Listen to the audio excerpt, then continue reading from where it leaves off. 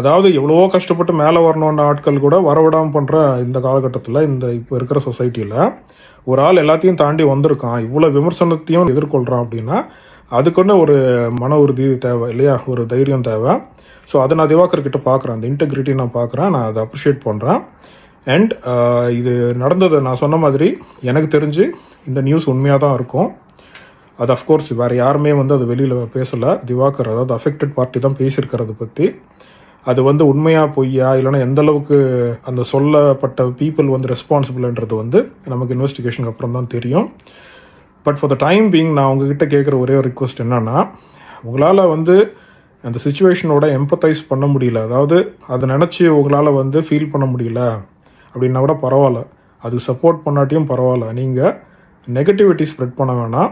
அதாவது திவாகரை பற்றி இன்னுமே எதுக்காக நெகட்டிவாக நம்ம எழுதி அவரை திட்டுறது எல்லாம் எதுக்கு